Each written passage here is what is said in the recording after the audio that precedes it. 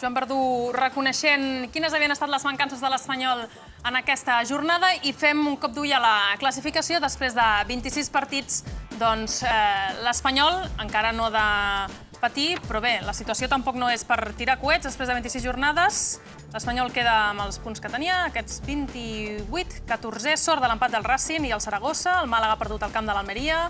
I les estadístiques del partit que comentàvem abans, clar, quan tu mires les estadístiques del partit, Àngel, xuts 23 del Tenerife, 7 de l'Espanyol, i en els córners 8 del Tenerife per 2 de l'Espanyol. I a més el Tenerife mai no havia guanyat en aquesta temporada per més d'un gol, o 1-0 o 2-1. Per tant, patirem? La pregunta és, patirem aquesta temporada, Àngel? Home, jo crec que fins a mitjà de temporada no es podrà estar tranquils perquè els números canten, no? Estem a una zona que ara mateix el principal objectiu és allunyar-se el més possible de la classificació del descens i ara mateix ha de ser aquest objectiu, no ens podem enganyar, és la situació que hi ha. Ho han Mauricio Pochettino ho han en roda de premsa, que ara la lluita era per no baixar. I per cert, la setmana vinent clau perquè és setmana de 3 partits.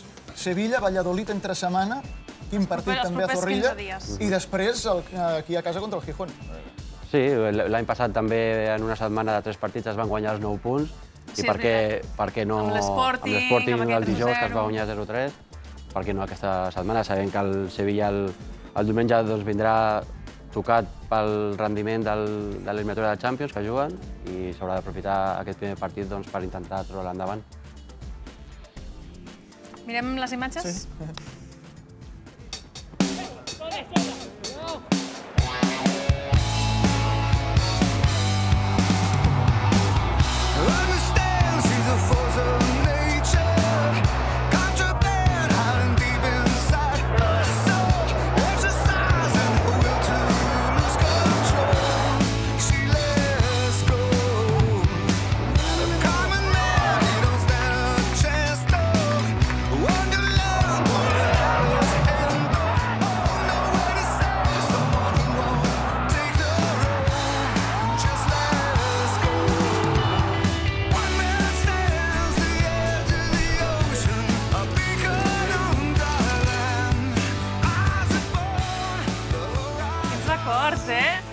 És que han sortit imatges del 97, les primeres, amb el Vicente Miera, els primers entrenaments, el debut amb Paco Fodes contra el Betis, després l'any següent contra el Tenerife, el dia que va debutar Sergio, que va guanyar 2-0 amb gols de Snyder.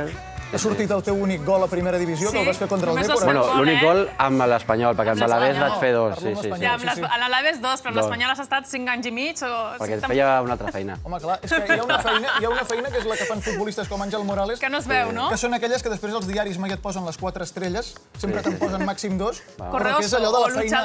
Jugadors de feina gris que fan un treball al mig camp... Sí, és un Sant Benito que portem, però bueno... Mira, aquest era el gol que fèiem referència. De fet, tu has tingut tanta mala sort que vas arribar a l'Espanyol just quan s'havia guanyat la primera Copa del Rei d'aquest nou mil·lenni, de l'any 2000, i vas marxar a finals del 2005 i et vas perdre aquella Copa del Rei de l'any 2006. Vaig compensar amb l'ascens amb el Nàstic la mateixa temporada, però sí, és un... Tens una espinita ja clavada, no? Sí, molt gran, sí. Però bueno, contents pels companys i amics que sí les van guanyar. Per cert, ara veurem unes imatges d'Àngel Morales... De companys i amics, precisament. Companys i amics, on demostra que el futbol... Tu recordes aquestes imatges del programa Minut Zero? Sí que me'n recordo. Són unes imatges on demostren que en molt poc temps el món del futbol ha canviat molt, perquè això ara els futbolistes no fan. Un reportatge com aquest no el fan. Per favor. És el Tamu. És el Tamu. Aquí estàs, Tamu. Mira, oi, Tamudo, per favor, quin cabell. Vam riure molt. Bueno, pues ahora acabamos esto y subimos y pasamos un buen rato, ¿vale? Vinga, va, pugeu i parlem. Quin bon rotllo, no?, que teníeu. Heu quedat, mira aquesta imatge, els tres, amb Sergio. L'únic que portava el cabell arreglat era el Sergio aquí, que sempre ha estat un dandi. Que eren rivals ja des de l'any 97, filials, i sempre hi ha bona relació. Què li preguntava aquí? Mira, home, quan et conviden a casa, has de tenir un regal amb els anfitrions. Aquesta planteta que està una mica potser. És que s'havia acabat el pressupost, no havia més diners. Per cert, jo ara estic veient aquí a Morales, Sergio, Tamudo. Aquesta va ser una gran fornada de jugadors del planter de l'Espanyol. Com veus aquesta fornada que tenim ara? Pot ser equiparable a Tamudo, Morales, De Lucas, Sergio? Sí, sobretot a nivell defensiu tenim molt bona gent. Jo crec que el Víctor Ruiz m'ha sorprès molt gratament, el Didac, l'Amat, i el Baena també. El Baena me'n fixo més perquè també em recorda quan jo començava i jo crec que són gent que han demostrat, quan hi ha hagut absències, que es pot comptar més, que han rentit bé i esperem que puguin arribar a tenir tanta importància com vam poder tenir nosaltres. Per cert, aquí veiem Tamudo. Què penses de tota la polèmica Tamudo, tota aquesta temporada, que avui ha anat, que no l'han fet jugar? No, mira, jo donaré l'opinió com a soci. Jo crec que és una llàstima que un equip com el nostre, que té tants problemes amb el gol, que com a mínim no estigui tenint minuts o que estigui entrant en aquesta rotació de minuts. Jo crec que és un actiu molt important, no del passat, sinó ara del present, i m'agradaria tornar a veure'l defensar la samarreta abans que acabi la temporada.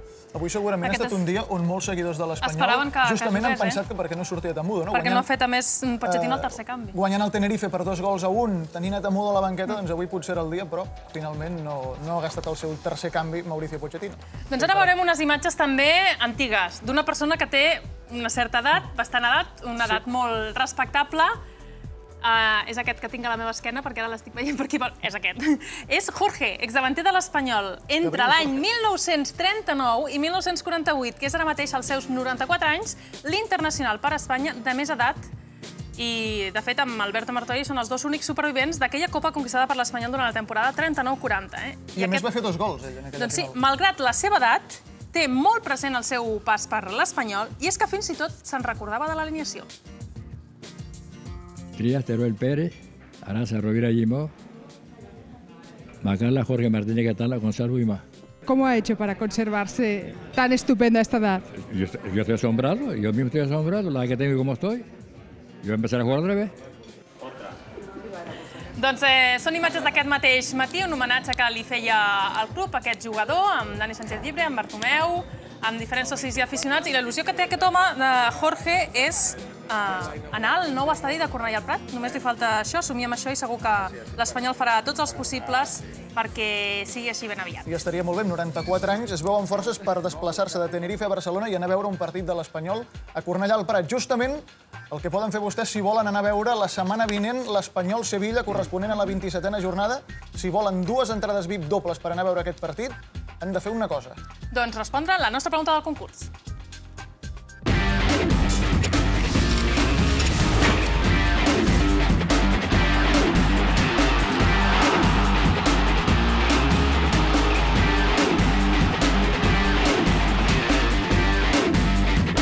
Del 75è aniversari de l'Espanyol. De quin club procedia aquest jugador, el xilè Caselli? Els hi donem 3 opcions, com sempre. A, del Colo-Colo xilè, B, del Llevant, o C, del Deportivo de la Corunya. Si saben la resposta, només han d'entrar al nostre web, www.elsesports.cat/HT/concursos. Han d'estar registrats i és molt fàcil. Hi participen i poden guanyar aquestes 2 entrades VIP dobles que els deien per veure el dissabte a les 10. Dissabte a les 10. Partit importantíssim, Espanyol-Sevilla. S'ha d'omplir Cornellà al Prat. Esperem que, com diu l'Àngel, vingui tocadet al Sevilla, que li passi factura la Champions. I Àngel, moltíssimes gràcies per acompanyar-nos avui. Ha estat un dia molt difícil, però s'ha agraït molt la teva anàlisi d'aquest partit. Moltes gràcies i vull donar un missatge d'optimisme perquè sí, avui ha sigut un mal partit, molt mala imatge, però a vegades va bé que et donin una bufetada per reaccionar, com els nens petits, i esperem que dissabte podem veure una nova victòria de l'Espanyol. Doncs vinga, que demà tornarà a sortir el sol, acomiadem, perquè falten només 2 minuts i mig per les 10 de la nit. Arriben els companys de Hat-Trick Barça, que aquests tenen moltíssima sort sempre. Nosaltres dèiem allò, que sempre sortim aquí i que saps que molts dies hauràs de parlar de derrota i altres equips que, mira, no tenen aquesta desgràcia, entre cometes. Però nosaltres disfrutem molt, també fent aquest programa, Raquel, i parlant de l'Espanyol, perquè quan et dona alegries, com es viuen aquestes alegries? Per cert, tu vas viure amb una alegria la neu de dilluns? Home, els primers flocs que van caure, sí, després quan ja va quallar, no. Doncs jo em vaig quedar aquí atrapada, Vaig haver de dormir a la tele amb alguns companys que també, i nevava també sobre l'estadi de Cornellà, amb aquestes imatges... Només una cosa, per poques hores... Flocs blaus, mireu unes imatges. Per molt poques hores no va coincidir en partit de l'Espanyol, I hauria estat curiós que les 2 últimes nevades a Barcelona haguessin coincidit en partits de l'Espanyol. Doncs amb aquestes imatges blanques, bucòliques, esperem dibuixar-hi un somriure i tornem d'aquí una setmana. Gràcies per ser amb nosaltres. Bona nit. Bona nit, que vagi bé. Tota blava i va